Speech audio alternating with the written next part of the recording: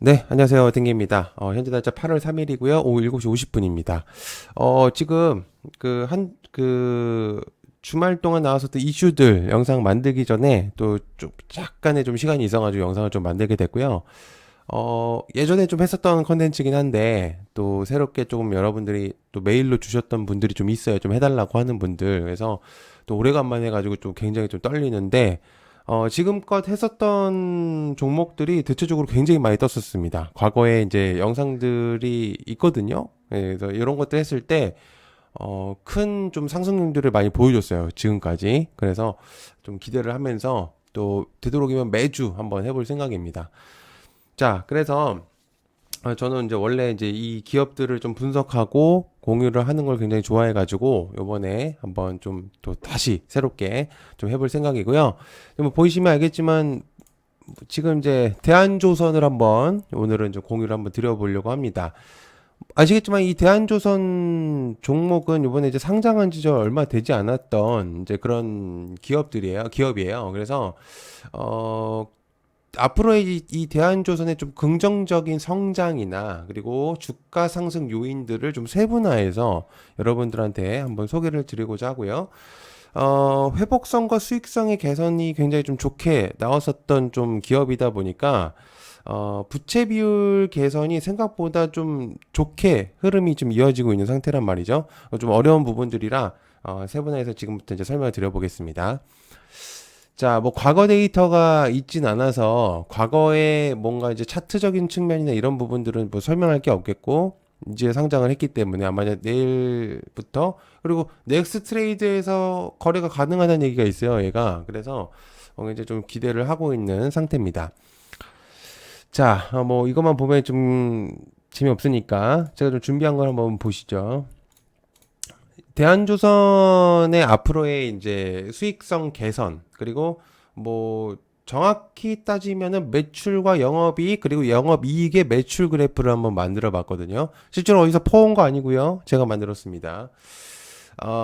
여기에서의 지금 보면 이제 레버뉴 파란 색깔 그래프는 아시겠지만 얘는 그러니까 총 매출이라고 보면 되겠죠. 그러니까 매출액이죠. 정확히는 매출액이라고 보시면 되겠고요. 그러니까 기업의 제품 판매라든지 서비스, 뭐 제공 이런 것들로 판매했었던 그래프들. 그러니까 앞으로의 예측과 동시에 기존에 있었던 것까지 합쳐봤습니다. 그래서 27년도까지 얼만큼의 총 매출을 이제 내보낼 수 있는지, 해낼 수 있는지에 대한 기준점을 한번 잡아봤고요. 그리고 오퍼레이팅 인컴 같은 경우는 얘 같은 경우는 영업 이익입니다. 그러니까 정확히는 이제 뭐 우리가 알고 있는 인건비 이런 것들은 뺐고요.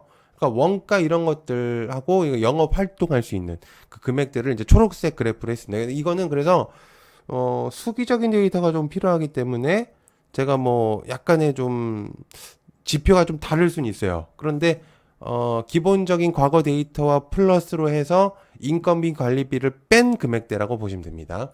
자, 그래서 이제 이 금액 그래프는 높으면 높을수록 좋은 거예요. 그렇게 좀 생각하시면 됩니다. 그래서 정확히는 이후에 이제 밸류적인 측면이 조금 있겠다라는 생각을 보시면 좋은데 23년도 그러니까 이게 대한조선 같은 경우는 사실 22년도에서 사실 부채가 꽤 있었습니다. 그러니까 흑자로 전환한 부분들 중에서 사실 그렇게 오래된 부분은 없어요. 근데 어떻게 보면 현재 25년이니까 22년도라고 치면은 거의 3년 전에 이미 흑자를 진행을 하면서 전년 대비 32%가 증가한 1조 746억 원 정도, 영업이익이 거의 1,600억 정도가 늘어났고요. 그래서 전년 대비 340%가 상승했습니다. 그래서 25년도 1분기죠, 이번에. 25년도 1분기 영업이익률이 22.7%. 그러니까 지금 현재 조선업계, 물론 이제 상장한 거를 기준으로 잡았을 때, 대표적으로 지금 가장 최고점의 영업이익률을 기록하고 있는 기업이죠. 그죠? 다른 애들, 물론 이제 이미 어느 정도 구닥이 잡혀 있었던 기간이니까 어느 정도 차이점이 있는데 현재 1분기 기준점으로 보면 최고 영업이익률을 기록한 기업입니다. 그래서 굉장히 좀 의미가 있겠고 중형 조선사거든요, 얘가. 그래서 높은 수익성을 자랑하고 경쟁사 대비 ROE, 그러니까 자기 자본 이익률이 굉장히 높이 우수하다는 평가를 받고 있는 그런 기업입니다. 그래서 계속적인 우상향의 그림을 그려줄 수 있는 이제 그런 그림들이 보여줄 수가 있을 것 같고요. 그리고 제일 중요한 거는 수주 잔량의 확보, 그리고 실질적인 그런 안정성에 대한 이제 수주가 있다 보니까 이후에 있을 일감들, 그러니까 뭐 아무리 조선이 좋아도 일감이 없으면 기업이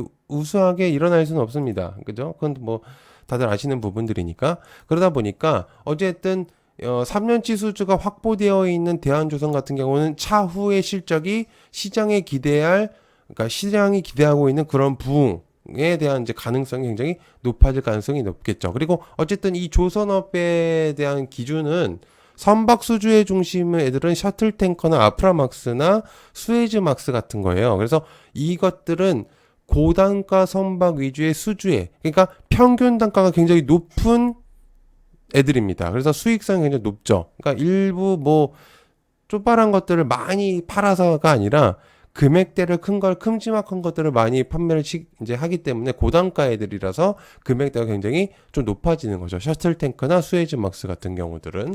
자, 그래서 차후에 이제 내재화나 생산 체제 구축들을 또 이뤄낼 가능성이 매우 높겠고요. 그리고 제일 중요한 게 낙후된 것들이 많이 없어요. 그래가지고 뭐 전력의 부하라든지 데이터 기반의 통제로 원가 경쟁력을 굉장히 확보를 많이 해놓은 상태입니다. 그래서 제일 중요한 거는, 그리고 보통은 이 기업들에서도 자기가 못하는 일들은 이제 외주를 맡기거나 이제 그런 부분들이 있는데, 대한조선 같은 경우는 철판 절단, 기본적으로 조선에는 철판 절단이나 블록 제작, 그리고 이제 그런 것들, 그러니까 공정성들, 모든 공정을 직접적으로 수행하거든요. 그러니까 외적으로 나가는 부분들이 많이 없겠고요. 어쨌든 용접 같은 경우는 용접 공정은 당연히 이제 거의 한 70% 정도는 자동화를 시켜야 돼요. 어느 조선사든. 그래서 이제 그런 부분들을 제외하고는 나머지는 모든 공정들을 직접적으로 한다.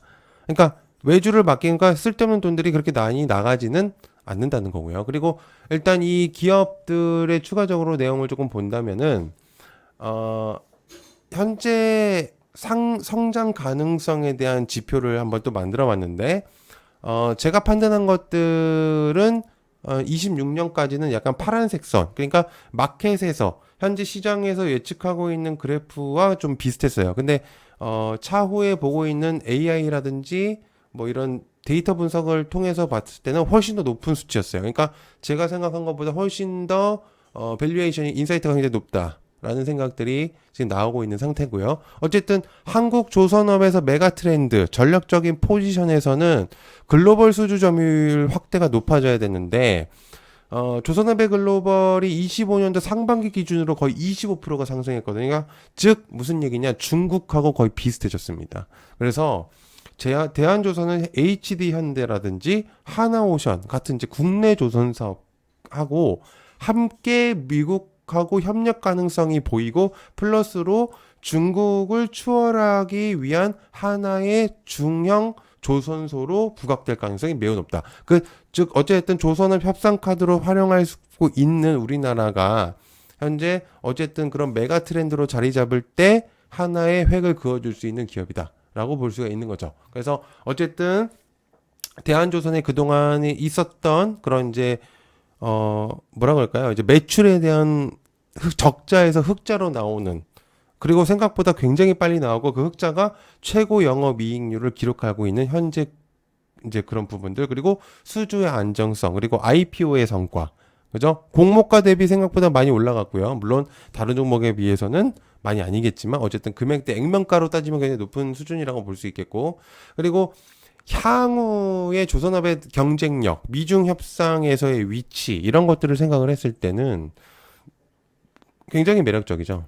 그래서 이런 것들을 조금 체크해 볼 수가 있겠고, 그리고 나머지들은 이제 뉴스들을 조금 가지고 왔는데, 아시겠지만 이제 이재명 대통령이 현재 흐름에서 반도체와 조선, 뭐 2차 전지 이런 것들을 이제 내용들을 많이 공유를 하고 있는 상태시잖아요. 그러다 보니까 이 조선업 펀드의 운용은 한미 관세 협상 타결에 있어서 가장 중요한 포인트가 됐었던 부분이고요. 그리고 차후에 있어서도 미래 고부가치 산업에서의 굉장히 중요도는 조선업 쪽에서 나올 가능성이 매우 높다. 그래서 이런 부분들을 생각을 했을 때는 굉장히 조금 의미가 있는 그런 이제 내용들이 나올 가능성이 높기 때문에 여러분들이 좀 생각을 해보시면은 좋을 것 같습니다. 그래서 조선업사에서 영업이익률은 굉장히 최고다라고 이제 보시면 되겠기 때문에 이제 그런 부분들을 좀 보시면 좋을 것 같아요. 자, 그래서 이런 이제 그래프들을 한번 만들어 봤는데요. 굉장히 좀 의미가 있겠고 한번 여러분들이 보시면 좋을 것 같습니다. 그래서 지금 이제 뭐, 과거에 이제 그런 차트라든지 이런 것들이 많이 없기 때문에, 이제 뭐, 보기에는, 뭐 지금 현재 이제 단순한 하나의 이제 캔들밖에 없겠지만, 앞으로에 있어서 굉장히 긍정적인 요소들이 많이 있기 때문에 여러분들이 관심을 좀 가져보시면 좋을 것 같습니다. 네, 시청해서 감사하고요. 고맙습니다. 감사합니다.